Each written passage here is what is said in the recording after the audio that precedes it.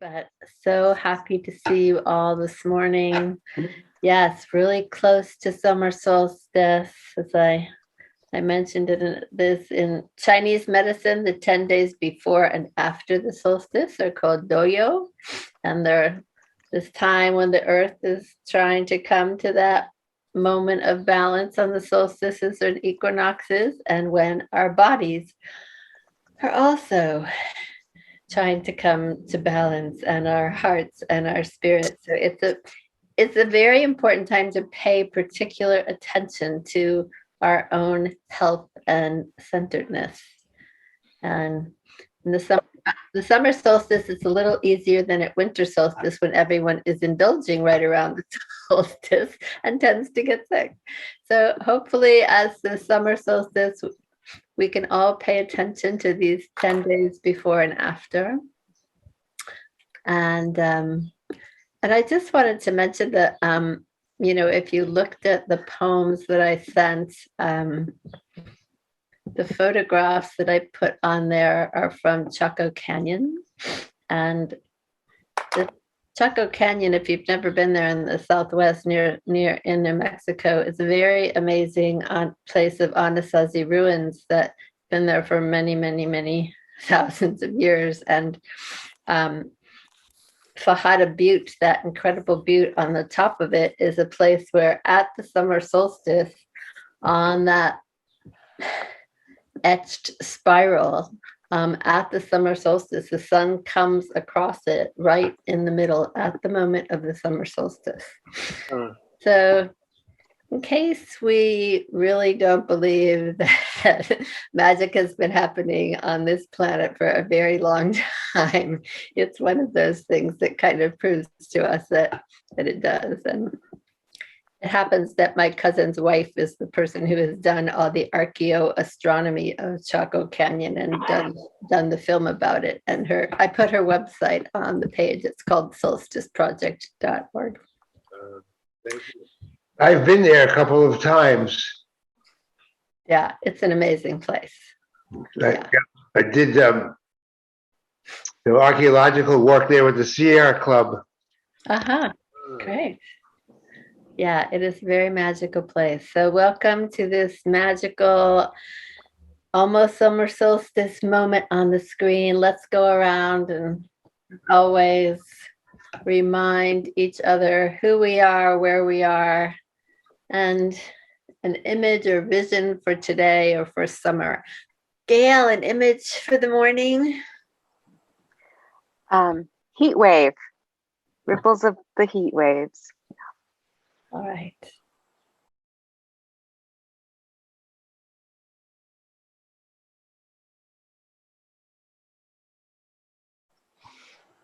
And I'm also in Ohlone Land in San Francisco. And my image this morning is in my little tiny garden out here behind my office.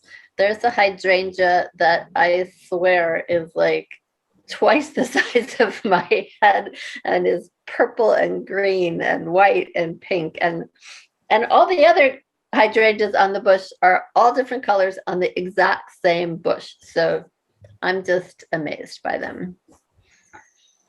And grateful for the beauty that I get to have in the morning with my tea.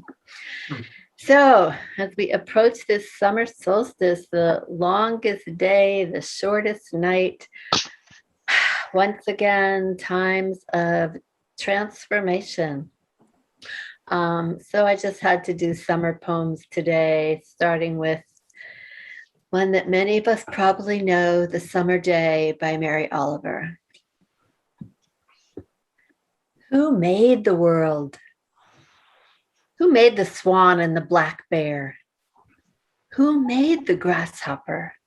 This grasshopper, I mean, the one who has flung herself out of the grass, the one who is eating sugar out of my hand, who is moving her jaws back and forth instead of up and down, who is gazing around with her enormous and complicated eyes. Now she lifts her pale forearms and thoroughly washes her face. Now she snaps her wings open and floats away. I don't know exactly what a prayer is. I do know how to pay attention, how to fall down into the grass, how to kneel down in the grass, how to be idle and blessed, how to stroll through the fields, which is what I have been doing all day. Tell me, what else should I have done? Doesn't everything die at last and too soon? Tell me, what is it you plan to do with your one wild and precious life? I'll read it once more. Imagining Mary Oliver in her last years moved to Florida rather than Cape Cod, where she lived most of her life. Who made the world? Who made the swan and the black bear? Who made the grasshopper? This grasshopper, I mean, the one who has flung herself out of the grass, the one who is eating sugar out of my hand, who is moving her jaws back and forth instead of up and down, who is gazing around with her enormous and complicated eyes. Now she lifts her pale forearms and thoroughly washes her face. Now she snaps her wings open and floats away. I don't know exactly what a prayer is. I do know how to pay attention, how to fall down into the grass, how to kneel down in the grass, how to be idle and blessed, how to stroll through the fields, which is what I have been doing all day. Tell me, what else should I have done? Doesn't everything die at last and too soon? Tell me, what is it you plan to do with your one wild and precious life?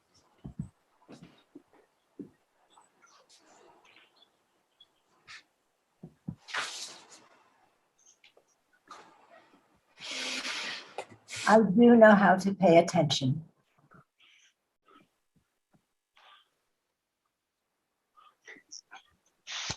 Now she snaps her wings open and floats away. Who made the world?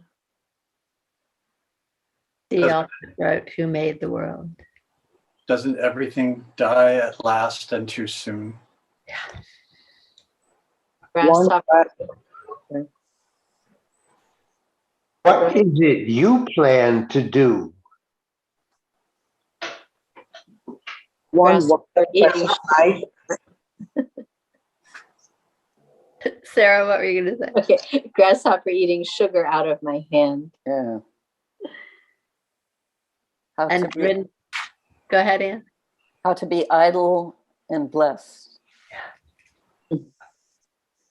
Brenda wrote, I don't know exactly what a prayer is.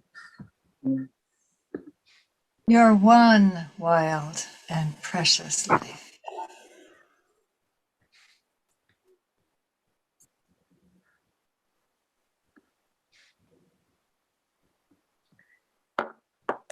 Oh, such a poem. Whichever line is your line to write from today, please use it. There are so many. I don't know exactly what a prayer is. Who made the world? What else should I have done? Your one wild and precious life. Whatever speaks to you today, please use, and we will write together for 5 minutes.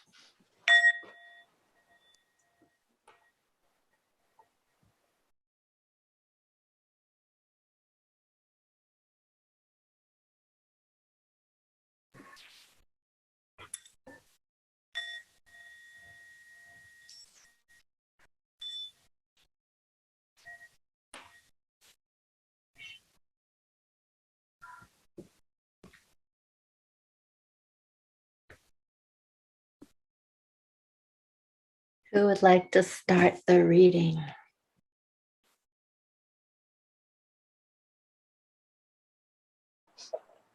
I'm going to move on to this other poem for today. another poem called Summer Solstice by a woman named Rose Styron, who is a poet, a journalist, a translator, an international human rights activist. She's on the board of Amnesty International.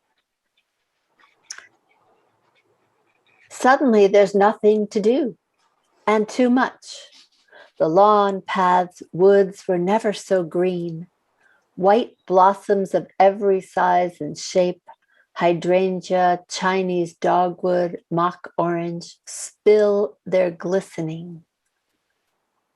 Inside, your photographs and books stand guard in orderly array. Your half of the bed is smooth, the pillows plump, the phone just out of reach beyond it. No one calls early. They remember your late hours. The shades are down, so sunlight's held at bay, though not the fabulous winged song of summer birds, waking me as ever, always in our favorite room, our season. Yesterday's mail on the desk, newspaper unread. Plans for the day hover bright out all doors. Don't think of evening. Another poem about blessed and idle. Suddenly there's nothing to do and too much. The lawn, paths, woods were never so green. White blossoms of every size and shape, hydrangea, Chinese dogwood, mock orange, spill their glistening. Inside, your photographs and books stand guard in orderly array. Your half of the bed is smooth, the pillows plump, the phone just out of reach beyond it. No one calls early. They remember your late hours. The shades are down, so sunlight's held at bay, though not the fabulous winged song of summer birds, waking me as ever, always in our favorite room, our season. Yesterday's mail on the desk, newspaper unread. Plans for the day hover bright out all doors. Don't think of evening.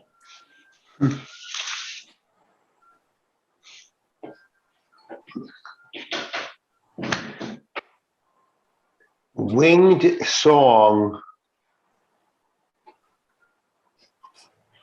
Build their glistening.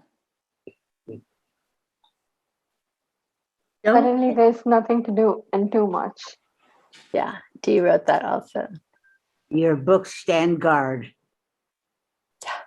Yeah. Don't think of evening. Plans for the day hover bright outside all doors. Dee also wrote, inside your photographs and books stand guard in orderly array. Mm-hmm. Pillows plump.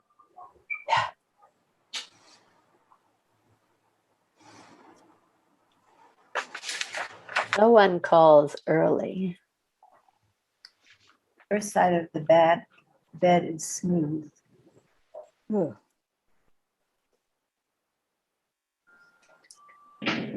So as always,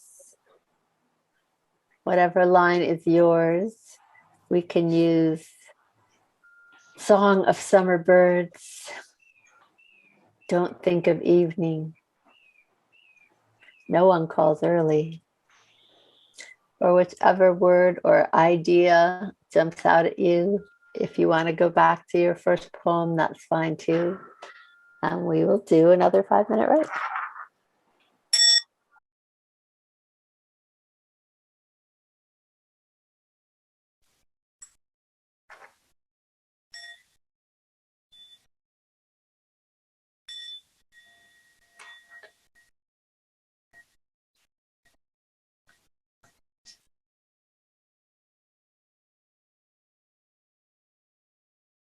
Who would like to start?